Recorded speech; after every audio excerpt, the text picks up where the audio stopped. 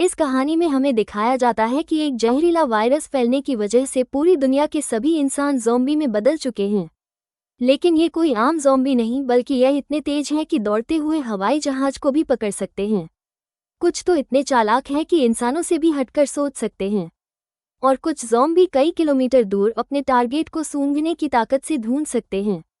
लेकिन इस खतरे से घिरी हुई दुनिया में अब सिर्फ 2 ही इंसान जिंदा बचे हैं। क्या ये दोनों सर्वाइव कर पाएंगे या नहीं, जानते हैं आज की इस वीडियो में। कहानी की शुरुआत में हम एक लड़के को देखते हैं जो अपने कमरे में बैठकर टीवी पर कार्टून देख रहा होता है कि तभी अचानक टीवी का सिग्नल चला जाता है और स्क्रीन पर एक इमरजेंसी रिपोर्ट आने लगती है। ये खबर उस लड़के की मुस्कुराहट छीन लेती है।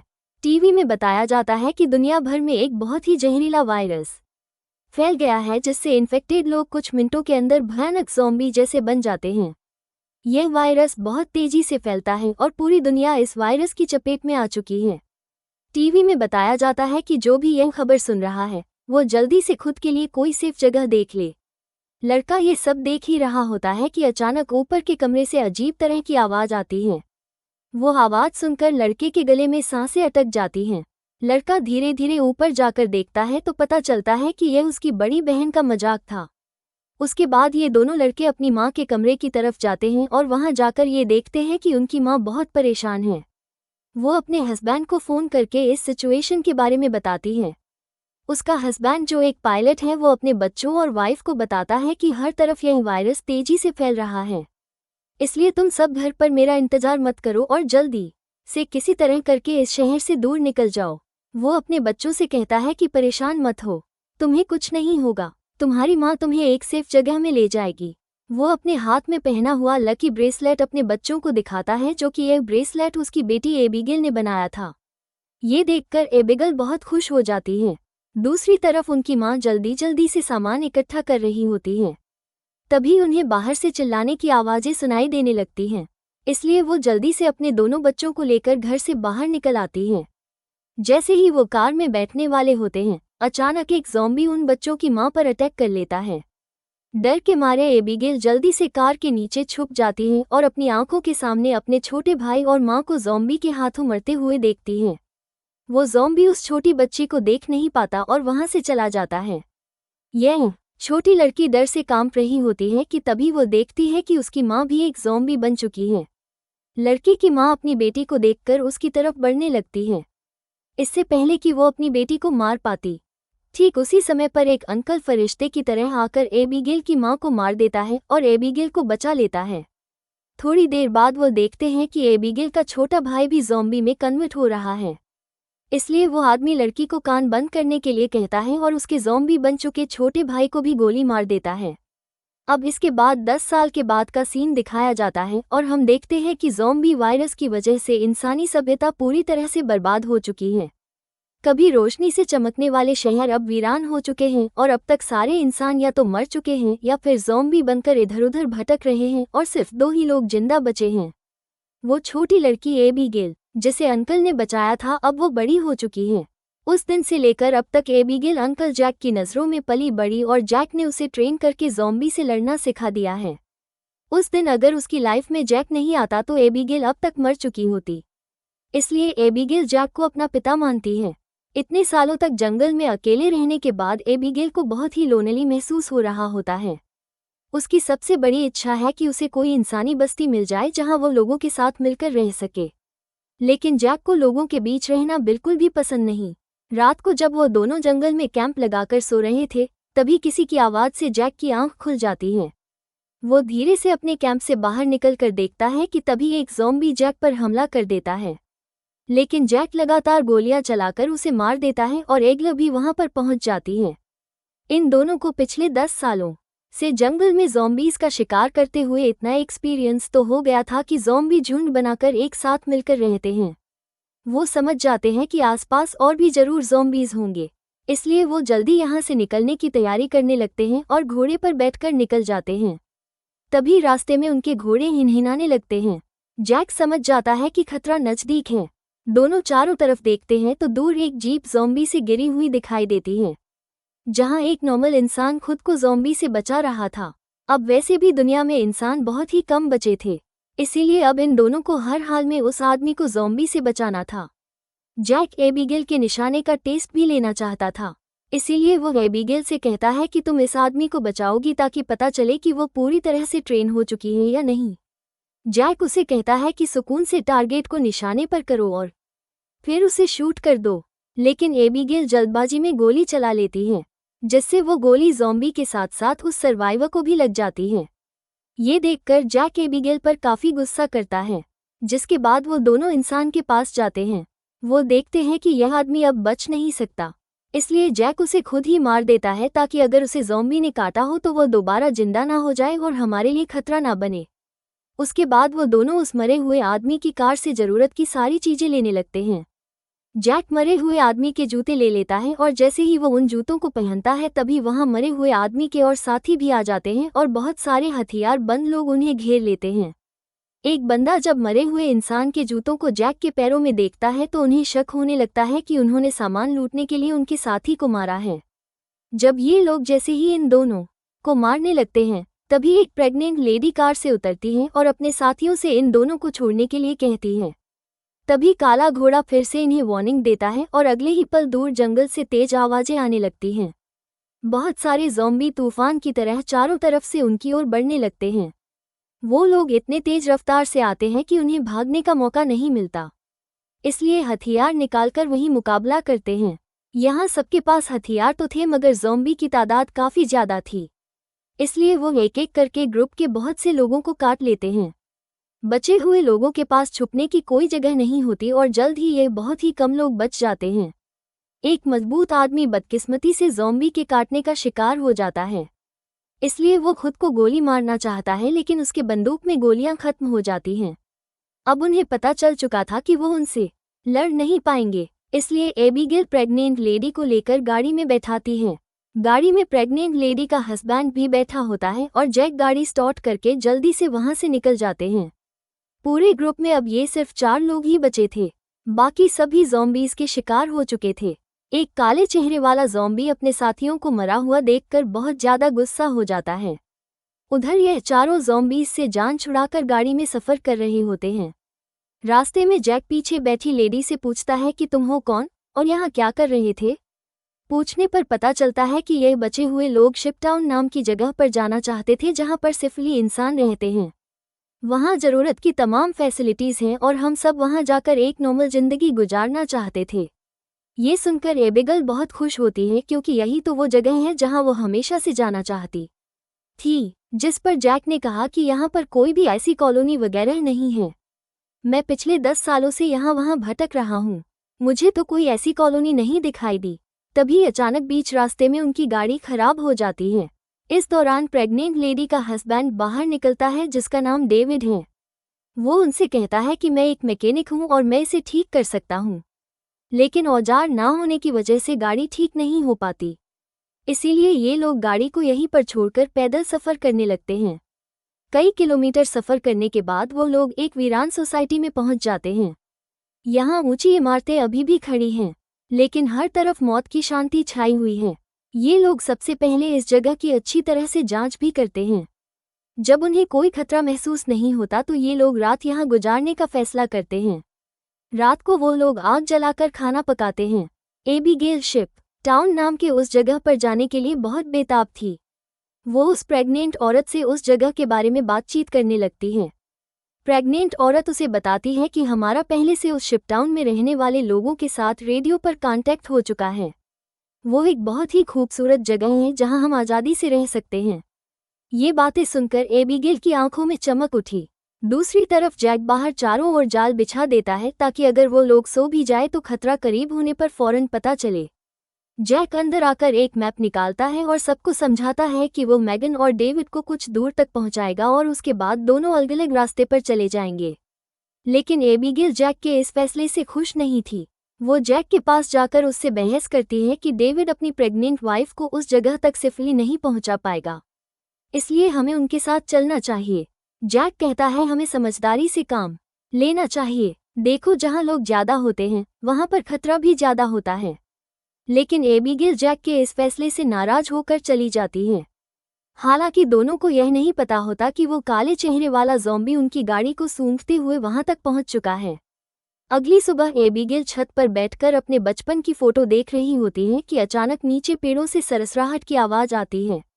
वो समझ जाती है कि ज़ॉम्बी अंदर आ गए हैं और सबको वार्निंग देने के लिए नीचे दौड़ कर जाती है कि तभी रास्ते में एक ज़ॉम्बी भी उसके पीछे लग जाता है। एबिगेल खुद को बचाते हुए ऊपर सीढ़ियों पर चढ़ने लगती है और पीछा करने वाले ज़ॉम्बी को झटका देते हुए नीचे गिरा देती है। लेकिन इस चक्कर में उसका बैलेंस बिगड़ जाता है, जिससे वह भी नीचे गिरने वाली होती है। लेकिन तभी जैक ने वक्त पर आकर उसे बचा लिया। थोड़ी देर बाद काले चेहरे वाला ज़ॉम्बी अपने साथियों के साथ वहां पहुंच जाता है क्योंकि उसे पता चल जाता है कि उनका साथी कहां पर मरा है। लेकिन वो पहले से बिछाई गई जाल में फंस जाते हैं जिसमें काफी सारे ज़ॉम्बी मारे जाते हैं। जैक धमाके की आवाज सुनकर समझ जाता है कि ज़ॉम्बी का झुंड उस जगह तक पहुंच गया है जहां हम कल रात ठहरे थे और ज़ॉम्बी अभी तक उनका पीछा कर रहे हैं। लेकिन अच्छी बात यह थी कि यह लोग उस जगह को छोड़कर वहां से आगे निकल चुके थे। तभी रास्ते में एबिगेल को याद आता है कि थोड़ी दूर पर एक छोटा सा हवाई अड्डा है जहां पर मेरे फादर काम किया करते थे। शायद वहां कुछ हवाई जहाज बचे हो जिससे हम आसानी से शिपटाउन तक पहुंच सकते हैं। लेकिन जैक कहता है कि अगर हम एयरपोर्ट गए तो वो एक खुली जगह है और अगर वहां ज़ॉम्बीज़ ने घेर लिया तो वहां हमारे पास जान बचाने का कोई रास्ता नहीं होगा और मुश्किल है कि हमें वहां एरोप्लेन भी मिल जाए। लेकिन एबिगेल के बार बार कहने पर वो वहां जाने के लिए मान जाता है। जिसके बाद ये लोग एयरपोर्ट आ गए, लेकिन यहाँ पर कोई भी एरोप्लेन नहीं था। जैक कहता है, देखा, मैंने कहा था यहाँ पर कोई भी एरोप्लेन नहीं होगा। लेकिन जब वो लोग वहां पर एक छोटे से गराज में पहुंचते हैं तो गराज का दरवाजा खोलते ही लकीली वहां उन्हें एक छोटा एरोप्लेन मिल जाता है। ये देखकर ये लोग बहुत खुश हो जाते हैं क्योंकि अब उनका शिप टाउन तक पहुंचने का रास्ता आसान हो गया। लेकिन ये हवाई जहाज बहुत दिनों से इस्तेमाल नहीं हुआ था, इसलिए मैकेनिक डेविड कहता है कि उसे ठीक करने की ज़रूरत है। ज़्यादा नहीं, मैं उसे 10 से 15 मिनट के अंदर ठीक कर दूंगा। जब तक डेविड एरोप्लेन को ठीक करता तब तक जैक और एबिगेल एयरपोर्ट में कुछ काम की चीजें ढूंढने लग जाते हैं। तभी डेविड दूरबीन से देखता है कि दूर से बहुत सारे ज़ॉम्बीज़ आ रहे हैं जो बहुत जल्द एरोप्लेन तक पहुंच जाएंगे। वो लोग दौड़ कर आते हैं और उन दोनों को वार्न करते हैं कि हमें जल्दी से एरोप्लेन को स्टार्ट करना होगा, नहीं तो ज़ॉम्बी यहाँ पहुंचकर हमें मार देंगे। एबिगेल जल्दी से पायलट की सीट पर बैठ जाती है। वहां पर मौजूद बुक्स को रीड करती है। उसके फादर पायलट थे, इसलिए उसने अपने फादर से एयरप्लेन को कंट्रोल करने की थोड़ी बहुत जानकारी सीखी थी और जैक ज़ॉम्बीज़ को शूट करके उन्हें रोकने की कोशिश करता है। एबिगेल जैसे तैसे करके एरोप्लेन को स्टार्ट कर लेती है, लेकिन तब तक बहुत देर हो चुकी थी। वहां बहुत सारे ज़ॉम्बी रनवे तक पहुंच जाते हैं। उनकी रफ्तार काफ़ी तेज थी और उनमें से एक ज़ॉम्बी एरोप्लेन के दरवाजे तक पहुंच भी जाता है। लेकिन जैक उसे गोली मारकर एरोप्लेन को उसे छुड़ा लेता है और एबिगेल जहाज के कंट्रोल को समझ जाती है। इस तरह से ये लोग जहाज को टेक ऑफ कर लेते हैं। हवाई जहाज में बैठे सभी लोग बहुत खुश हैं क्योंकि वो जल्द ही सीधे शिन पहुंच जाएंगे। लेकिन ये खुशी थोड़ी ही देर की मेहमान थी।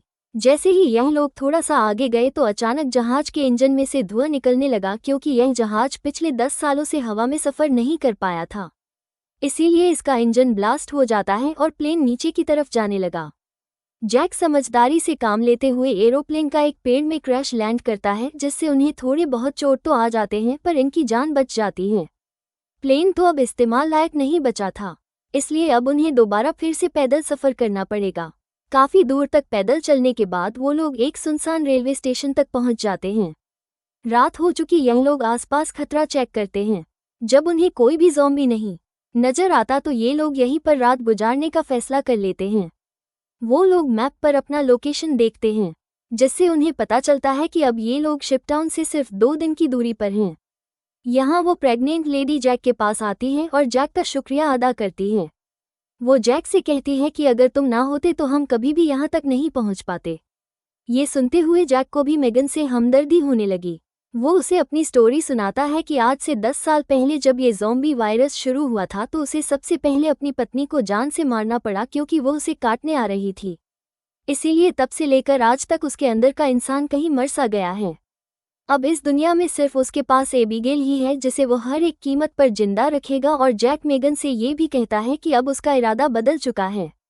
मैं अब सबसे पहले तुम्हें शिपटाउन तक पहुंचाऊंगा। जिससे सुनकर मेगन बहुत खुश हो जाती है। दूसरी तरफ हम देखते हैं कि मेगन का हस्बैंड डेविड अपने सर पर गन रखकर खुद को मारने की कोशिश करता है। दरअसल उसके पैर में एक ज़ॉम्बी ने काट लिया था, लेकिन अभी तक डेविड ज़ॉम्बी नहीं बना था क्योंकि वो घाव बहुत ही छोटी हैं।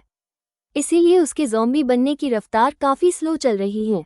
अब उसने फैसला किया कि वो अपनी पत्नी मेगन को इस शिप टाउन तक पहुंचाकर खुद को उससे दूर कर लेगा। अगली सुबह ये चारों फिर से अपना सफ़र जारी रखते हैं। तब रास्ते में जैक को डेविड की हरकतें कुछ अजीब लगने लगती हैं।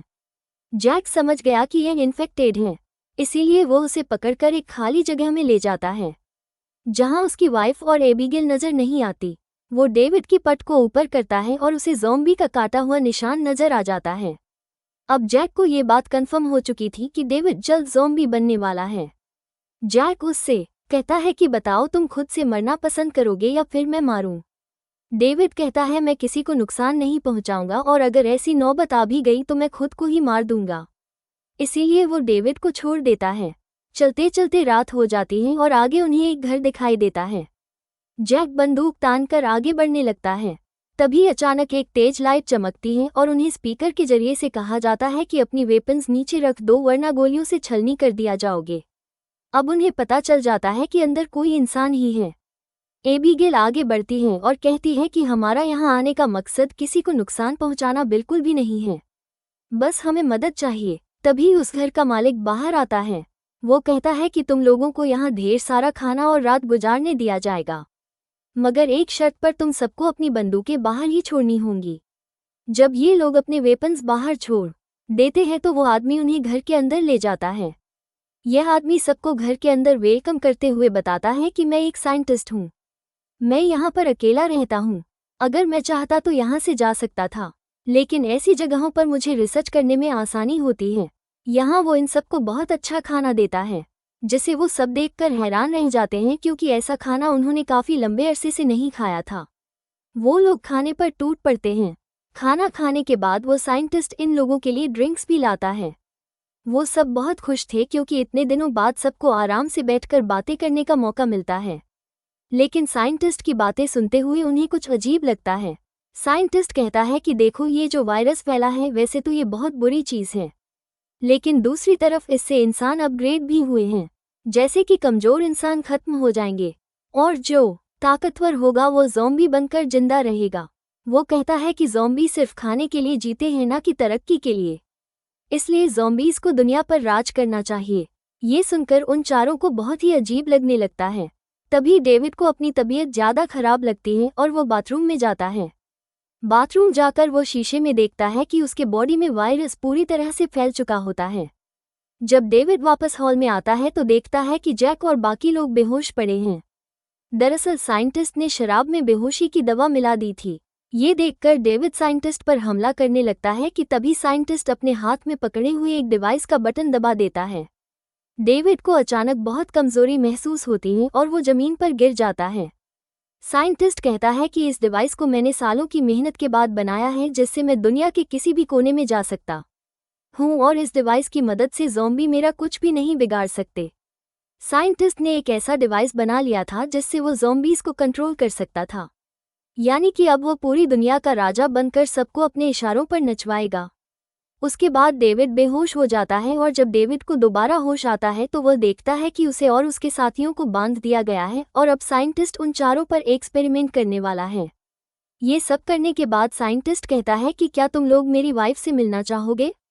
उसके बाद हम साइंटिस्ट की वाइफ को देखते हैं जो कि एक ज़ॉम्बी थी और साइंटिस्ट ने उसे पिंजरे में बंद कर रखा था और वो इंसानों को पकड़कर उसे खिलाता था। ये डिवाइस भी साइंटिस्ट ने अपनी बीवी पर एक्सपेरिमेंट करके बनाई थी। साइंटिस्ट जब पिंजरे का दरवाज़ा खोलता है तो उसकी वाइफ सबसे पहले उसी पर अटैक करने लगती है, लेकिन साइंटिस्ट उसे कंट्रोल करके उन चारों की तरफ भेज देता है। वो जैक पर हमला कर देती है, लेकिन वो उसे लात मारकर पीछे धकेल देता है।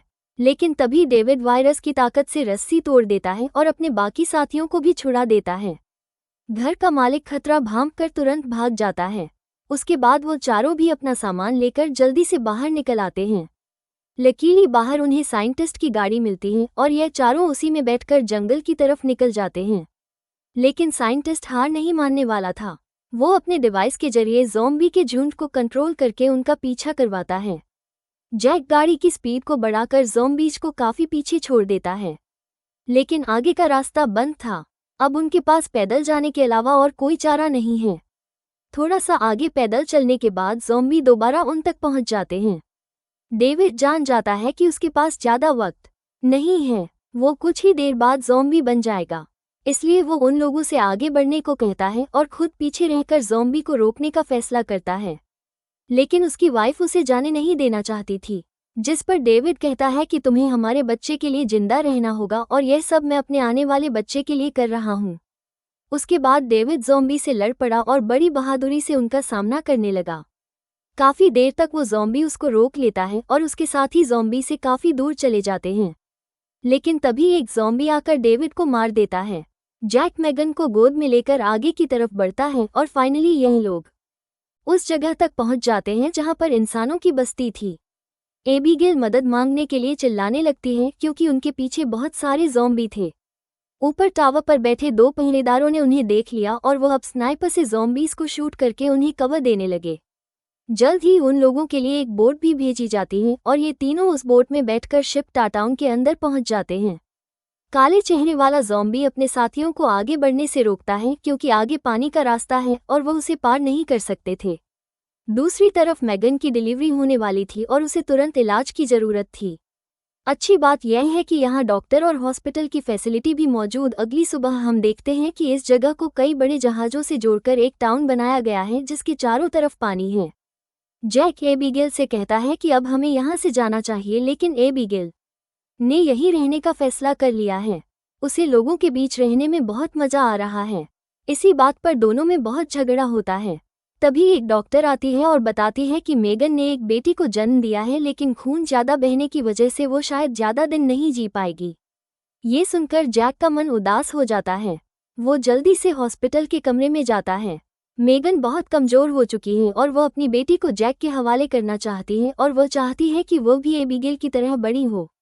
जैक को अपनी मरी हुई वाइफ की याद आती है और मेगन की बेटी को अपने पास रखने के लिए तैयार हो जाता है। इधर एबीगेल एक हैंडसम लड़के के साथ एंजॉय कर रही होती है। उसने कभी सोचा भी नहीं था कि इतने सारे लोग एक साथ बैठकर शराब पी सकते हैं और खूबसूरत संगीत पर जमकर नाच गा सकते हैं। इसलिए उसका यहीं रुकने का इरादा और भी पक्का हो जाता है। थोड़ी देर बाद एबीगेल उस हैंडसम लड़के को चुपके से एक कैबिन में जाते हुए देख लेती है। उसे देखकर वो भी अंदर चली जाती है। वहां पहुंचकर वो देखती है कि यह कैबिन पूरी तरह से तारों और बमों से भरा हुआ है। वहां एक वायरलेस स्विच भी लटका हुआ होता है। जैसे ही वो उस स्विच को टच करती है, तभी वो लड़का भाग कर आता है और बताता है कि उन्होंने शिप टाउन के नीचे बम लगाए हैं। अगर कभी यह जगह खतरे में पड़ती है तो लोग उस रास्ते से भाग जाएंगे और बाहर से इस जगह को उड़ा देंगे। लेकिन दोनों को बिल्कुल भी अंदाजा नहीं होता कि ये दिन इतनी जल्दी आ जाएगा। वो साइंटिस्ट गुस्से में वहां तक भी पहुंच जाता है। वो देखता है कि इन लोगों ने बहुत सारे ज़ॉम्बीज को मार दिया है, जिनके सहारे वो इस दुनिया पर राज करना चाहता है। वो अपने कंट्रोल डिवाइस के जरिए उस काले चेहरे वाले ज़ॉम्बी राजा को अपने कंट्रोल में कर लेता है। साइंटिस्ट की मदद मिलने के बाद शिप टाउन के नीचे का पानी अब उन्हें नहीं बचा सकता था। बहुत सारे ज़ॉम्बी पानी के नीचे से उन शिप्स पर पहुंच जाते हैं और लोगों पर अचानक अटैक कर लेते हैं, जिनमें से बहुत से लोग मारे जाते हैं। लोगों के बीच हलचल मच जाती है।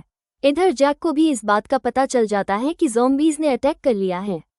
जैक को एबीगेल की चिंता होने लगती है और वो उसे ढूंढने लग जाता है। वो ज़ॉम्बीज को मारते हुए आगे बढ़ता है और आखिरकार वो एबीगेल को ढूंढ लेता है। दूसरी तरफ सन की साइंटिस्ट भी शिप पर पहुंच जाता है और एबीगेल को पंच मारकर नीचे गिरा देता है। ये देखकर जैक गुस्से में आकर साइंटिस्ट की तरफ दौड़ने लगता है कि तभी एक ज़ॉम्बी बीच में आकर उसे धक्का देकर नीचे टैंक में फेंक देता है और वहां वो साइंटिस्ट भी पहुंच जाता है और जैक से बदला लेना चाहता है। वो जैक को लात मारकर गिरा देता है, लेकिन जैक को पता था कि साइंटिस्ट से लड़ना फजूल है। इसीलिए वो साइंटिस्ट पर हमला करके उसके हाथ में लगे डिवाइस को दीवार से मारकर तोड़ देता है। अब साइंटिस्ट के पास ज़ॉम्बीज को कंट्रोल करने की पावर नहीं रही, जिसके बाद बूढ़ा साइंटिस्ट जल्द ही ज़ॉम्बी का शिकार बन जाता है। अच्छी बात यह थी कि इस कैंप में पहले से ही भागने का रास्ता बना हुआ था। बहुत सारे बचे हुए लोग सुरंग के रास्ते नदी के दूसरे किनारे पर पहुंच जाते हैं। जब वो बम चालू करने वाले होते हैं तो वो हैंडसम लड़का बटन नहीं दबाता क्योंकि एबीगेल अभी भी शिप पर है। अब जैक और एबिगेल बाहर की तरफ भागने लगते हैं, लेकिन पीछे से ज़ॉम्बी राजा एबिगेल को पकड़ लेता है। तभी जैक तेजी से उस ज़ॉम्बी को लकड़ी से सर पर मार देता है, जिससे वो पीछे गिर जाता है। अचानक एबिगेल की नज़र गलती से उस ज़ॉम्बी राजा के हाथ में बंधे ब्रेसलेट पर पड़ती है। यह वही ब्रेसलेट था जो उसने बचपन में अपने हाथों से अपने पिता के लिए बनाया था।